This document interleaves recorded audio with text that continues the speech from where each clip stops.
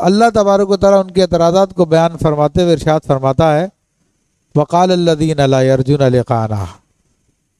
اور وہ لوگ بولے جنہیں ہم سے ملاقات کی امید نہیں ہے، یعنی وہ کفار جو قیامت کے عقیدے پہ یقین نہیں رکھتے ہیں، وہ سمجھتے ہیں کہ اللہ سے اب کوئی ملاقات نہیں، بس زندگی ختم ہوگی، سارا فنش ہو گیا سب کچھ۔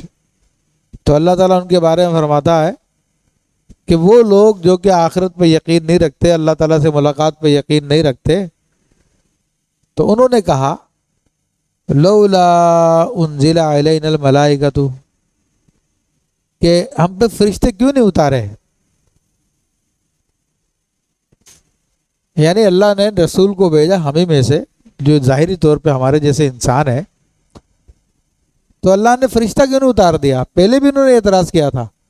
کہ اگر یہ رسول ہو تو ان کے ساتھ کوئی فرشتہ ہوتا جو آ کے ان کی گارنٹی دیتا، گواہی دیتا کہ ہاں یہ اللہ کے رسول ہے۔ تو اب پھر اسی اعتراض کو مختلف دوسرے انداز میں کہ ہم پر فرشتہ کیوں نہیں بھیجا گیا، انسان کو کیوں رسول بنا دیا، ہمارے جیسی جو ظاہر میں ہمارے جیسے ہیں تو ان کو کیوں رسول بنا دیا، ہم پہ فرشتہ نازل کر دیا جاتا۔ او نرا ربنا، یا ہم اپنے رب کو دیکھتے، یا رب خود ہمیں ڈائریکٹ دیدار کراتا، اس کے لیے تو سب کچھ ممکن ہے نا، سب کچھ پاسبل ہے نا۔ تو اب جو اعتراضات کرتے ہیں وہ عقلی اعتراضات ہوتے ہیں، اور سامنے والے کو لاجواب کرنے کے لیے ہوتے ہیں، اور آج بھی ایسے اعتراضات کیے جاتے ہیں۔ اسی قسم کی باتیں بہت سارے لوگ کرتے ہیں جو دین کو نہیں مانتے، اسلام کو نہیں مانتے، وہ اسی قسم کی باتیں کرتے ہیں۔ تو اللہ تبارک و تعالیٰ ان کے جواب میں کیا ارشاد فرماتا ہے؟ ویسے اس کا جواب پہلے آ چکا ہے کہ اللہ فرماتا اگر ہم کسی فرشتے کو بھی رسول بنا کے بھیجتے تو یہ اسی دھوکے میں رہتے جس دھوکے میں آج ہیں، یعنی یہ اللہ کے نبی صلی اللہ علیہ وسلم کو یہ ظاہری جسم کو دیکھ کر اپنا جیسا شمار کر رہے ہیں، حالانکہ آپ علیہ الصلوۃ والسلام کے مثل کوئی بھی نہیں ہے، اللہ تعالیٰ نے آپ کا مثل بنایا ہی نہیں ہے، نہ پہلے کبھی تھا نہ آئندہ کبھی ہوگا، آپ بے مثال ہیں۔ اسی لیے فرمایا کہ رخ مصطفیٰ ہے وہ آئینہ، نہیں ایسا اب دوسرا کوئی آئینہ، نہ ہماری بزم خیال میں، نہ دکان آئینہ ساز میں۔ یہ ڈاکٹر اقبال کا میں نے شعر پڑھا ہے۔ اور ویسے پچھلی صدی میں بعض لوگوں نے معاذ اللہ کہا کہ نبی علیہ الصلوۃ والسلام کی نظیر ممکن ہے، بلکہ ایک موضوع روایت، ضعیف روایت کو لے کر انہوں نے کہا کہ 7 زمین ہے، ہر زمین میں ایک محمد ہے، معاذ اللہ ثم معاذ اللہ۔ تو جاہل صوفیوں کو میں نے دیکھا اس قسم کی حدیثیں بیان کر دیتے ہیں، جن کو علم نہیں ہے۔ تو ایک کو تو میں نے خود نے روکا باقاعدہ کہ حضرت یہ بیان کرنا جائز ہی نہیں ہے، یہ حدیث شریف بھی صحیح نہیں ہے۔ تو اس قسم کی حدیث بیان کرتے ہیں، حالانکہ نبی علیہ الصلوۃ والسلام بے مثال ہیں اور پوری کائنات میں آپ اکیلے ہیں، آپ کا کوئی مثل نہیں ہے۔ جس طرح پوری کائنات میں ایک رب العالمین ہے، ایسے ہی پوری کائنات میں ایک ہی رحمت للعالمین ہے، وہ ہمارے نبی علیہ الصلوۃ والسلام ہے۔ تو فرشتہ بھی بھیجتا اللہ تبارک و تعالیٰ تو پھر بھی دھوکے میں رہتے، کیونکہ فرشتے کو ڈائریکٹ بھیجا جاتا تو انسان دیکھ نہیں سکتا، اگر فرشتوں کو بھی اللہ تعالیٰ بھیجتا تو انسانی شکل میں بھیجتا، پھر یہ کہتے یہ تو انسان ہے۔ تو ابھی دھوکے میں نبی علیہ الصلوۃ والسلام کے ظاہری جسم کو دیکھ کر سمجھ رہے کہ ہمارے جیسے ہیں، حالانکہ وہ ہمارے جیسے ظاہر میں ہے، ورنہ ان کی شان یہ ہے کہ انگلی اٹھائیں چاند کی طرف اشارہ کر دیں 2 ٹکڑے کر دیں۔ ان کی شان یہ ہے ڈوبے ہوئے سورج کو اشارہ فرمائے تو پلٹ کے واپس آ جائے۔ ان کی شان یہ ہے کہ آسمان قحط سالی چھائی ہوئی ہے، اللہ سے دعا کریں، ہاتھ اٹھائیں تو آسمان بادلوں سے بھر جائے، اور اپن دعا کر کے ہاتھ نیچے نہ لے کے آئیں اس سے پہلے ان کی داڑھی مبارکہ تر ہو جائے۔ ان کا یہ حال ہے کہ آسمان بادلوں سے بھرا ہوا ہے،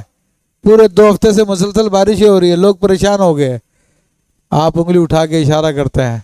بادل چھٹتے چلے جاتے ہیں، آسمان بالکل خالی ہو جاتا ہے۔ ان کی شان یہ کیا فرماتے ہیں کہ اگر میں چاہوں تو یہ سونے کے پہاڑ، یہ پہاڑ سونے کے بن کے میرے ساتھ چلنا شروع کر دے، ان کی شان یہ ہے کہ ان کو تمام مخلوقات نے، پہاڑوں نے سجدے کیے، ان کو بکریوں نے سجدے کیے، اونٹوں نے ان کو سجدے کیے، اور جب آپ کی امتیوں نے سجدے کی اجازت مانگی تو فرمایا کہ نہیں، میری امت میں منع ہے۔ ان کی شان کو ہم کیسے بیان کر سکتے ہیں؟ تو اللہ تعالیٰ فرماتا ہے کہ ان کا اعتراض یہ کہ فرشتوں کو کیوں نہیں بھیجا اللہ نے، یہ ڈائریکٹ ہم اپنے رب کو دیکھ لیتے۔ تو فرمایا کہ لقد استکبروا فی انفسہم، تو بے شک اپنے جی میں بہت انہوں نے تکبر کیا، یعنی اپنے آپ کو بڑا سمجھا۔ وہ عتو، یہ عتو کا معنی ہوتا ہے سرکشی کرنا،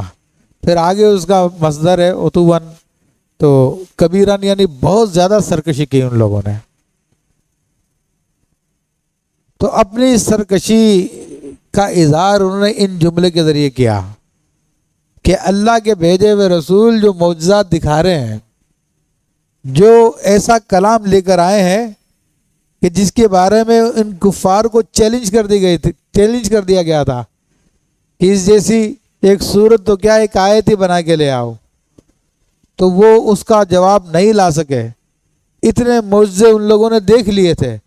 اس کے باوجود پھر یہ بکواسیں کرتے ہیں، اس قسم کی باتیں کرتے ہیں۔ تو اللہ نے فرمایا کہ اصل میں یہ تکبر میں ہے، اپنے آپ کو بڑا سمجھتے ہیں، اور جو اپنے آپ کو بڑا سمجھتا ہے دوسرے کی نہیں مانتا، خاص طور پہ دوسرے کی مان کے جب اس کی اطاعت بھی کرنے پڑے، اس کے سامنے ہاتھ بھی ماننا پڑے تو کہتا نہیں میں مانتا ہی نہیں ہوں اس کو، تو نہ مانوں نہ ہاتھ باندھنے پڑیں گے نہ جھکنا پڑے گا۔ تو بہت زیادہ سرکشی اختیار کی۔ تو یہ سرکشی کی صورت تھی، تکبر کی وجہ سے یہ لوگ نبی علیہ الصلوۃ والسلام کو پہچاننے کے باوجود اقرار نہ کر سکے، مان نہ سکے۔ اور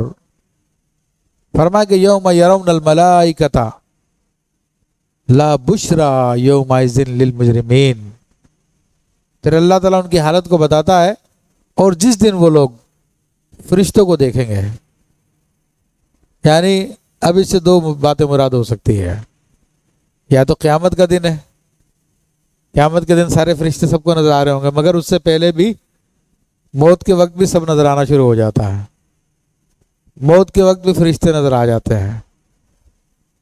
تو کس قسم کے فرشتے ہوتے ہیں؟ تو مومن کے لیے تو بڑے حسین و جمیل شکل میں آتے ہیں،